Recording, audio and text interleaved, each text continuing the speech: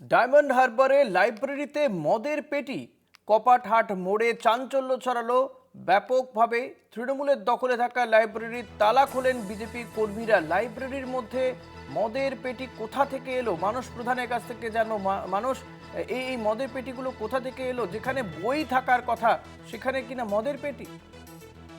দেখো ঋষিকেশ দা, তুমি যে কথা বললে, যেখানে দেখা যাচ্ছে গ্রন্থাগারে সাইনবোর্ড দেওয়া আছে, সেখানে কিন্তু বই থাকার জায়গায় সেখানে কিন্তু সারি সারি মদের বোতলে রয়েছে সাজানো।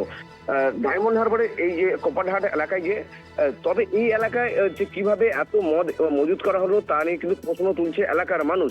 তবে যে বিজেপির যুব মোর্চার মহিলা কর্মীদের পক্ষ থেকে এই যে ঘাঁটি রয়েছে মদের ঘাঁটি, তবে সেটা জানানো হচ্ছে তৃণমূল কংগ্রেসের পক্ষ থেকে এই মদের ঘাঁটি চালাচ্ছিল। তবে যে মহিলা মোর্চার পক্ষ থেকে অভিযোগ করা হয়েছে ডায়মন্ড হারবারে যে কোপাটহাট এলাকায় থানায় একটি অভিযোগ দায়ের করা হয়েছে। সেই অভিযোগের পরিপ্রেক্ষিতে কিন্তু যে পুলিশ তদন্তে নেমে সমস্ত মদ কিন্তু বাজেয়াপ্ত করে। তবে এই ঘটনায় কে বা কারা জড়িত আছে সম্পূর্ণ তদন্ত চালাচ্ছে পুলিশ প্রশাসন।